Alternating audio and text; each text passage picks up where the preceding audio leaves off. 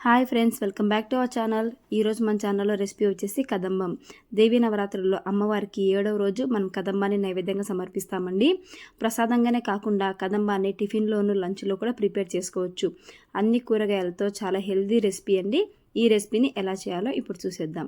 ముందుగా కదంబం చేసుకోవడానికి rice కుక్కర్లోకి 1 glass బియ్యాన్ని తీసుకోవాలి. 1 గ్లాస్ బియ్యానికి 1 గ్లాస్ కందిపప్పు అనేది కరెక్ట్గా సరిపోతుందండి. 2 సార్లు బాగా వాష్ చేసేసుకొని ఈ 2 కప్పుల కొలతకి 4 కప్పుల నీళ్ళు అనేది యాడ్ చేసుకోవాలి. ఈ నీళ్ళలోకి చిటికెడు పసుపు, రుచికి సరిపడా ఉప్పు వేసుకొని మీడియం ఫ్లేమ్లో 3 విజిల్లు వచ్చేంత వరకు కుక్ చేసుకోవాలి.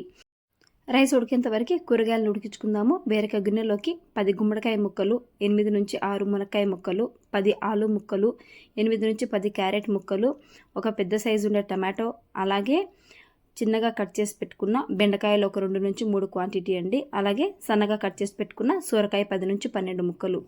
దీంట్లోకి మనం కావాలంటే వంకాయను కూడా వేసుకోవచ్చు. ఉల్లి, వెల్లుల్లి తప్ప మిగతా ఏ కూరగాయలైనా యాడ్ చేసుకోవచ్చండి. కూరగాయలు బాగా మునికేంత వరకు వాటర్ వేసి సాల్ట్ వేసి స్టవ్ని మీడియం ఫ్లేమ్లో పెట్టుకొని కూరగాయలన్నింటినీ ఉడికించుకోవాలి. కొంచెం ఉడుకు పట్టాక దీంట్లోకి చిటికెడు పసుపుని వేసి బాగా కుక్ చేసుకోవాలి. అంతలోపు మనకు రైస్ అనేది ఉడికింది చూడండి. 3 విజిల్స్కి రైస్ ఇలా బాగా ఉడికిపోతుంది. పక్కన పెట్టేద్దాం. ఒకసారి కూరగాయలను చూసుకుందాము. చూడండి, కూరగాయలు కూడా మనకు బాగా ఉడికాయి కదా. ఇప్పుడు దీంట్లోకి నిమ్మకాయ సైజ్ అంతా చింతపండు గుజ్జును తీసి 5 నిమిషాలు కూరగాయలని ఈ రసంలో ఉడికించుకోవాలి. 5 నిమిషాలు ఉడికిన తర్వాత దీంట్లోకి 1/2 స్పూన్ కారం, 1.5 స్పూను సాంబార్ పొడిని వేసుకోవాలి. కారము, సాంబార్ పొడి వేసిన తర్వాత ఒక 5 నిమిషాలు బాగా ఉడికించుకోవాలి.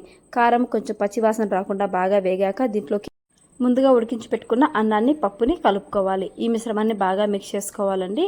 దీంట్లోకి బాగా కలుపుకున్న తర్వాత కొంచెం బెల్లాన్ని వేసినట్లయితే మనకు కదంబం టేస్ట్ అనేది చాలా బాగుంటుంది.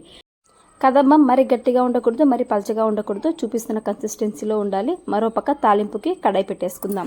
స్టవ్ ఆన్ చేసి కడాయి పెట్టేసుకొని దేవుడికి నైవేద్యంగా పెడుతున్నాం కాబట్టి నెయ్యిని యూజ్ చేస్తున్నానండి. 2 స్పూన్ల నెయ్యి వేడయ్యాక దీంట్లోకి ఆవాలు, జీలకర్ర, అలాగే 3 నుంచి 4 ఎండుమిర్చి వేసుకోవాలి. కొంచెం కరివేపాకును వేసుకోవాలి.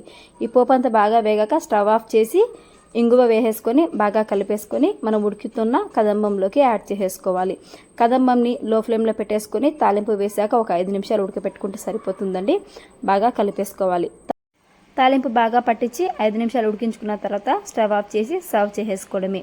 ఇంతేనండి, సింపుల్ అండ్ టేస్టీ కదంబం రెసిపీ అనేది మనకు రెడీ అయిపోయింది.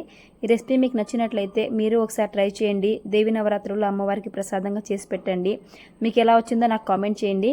నా ఛానల్ ఎవరైనా ఫస్ట్ టైం చూస్తున్నట్టయితే ప్లీజ్ లైక్ చేయండి, షేర్ చేయండి, అలాగే సబ్స్క్రైబ్ చేసుకుని నా ఛానల్ని సపోర్ట్ చేయండి. Thanks for watching.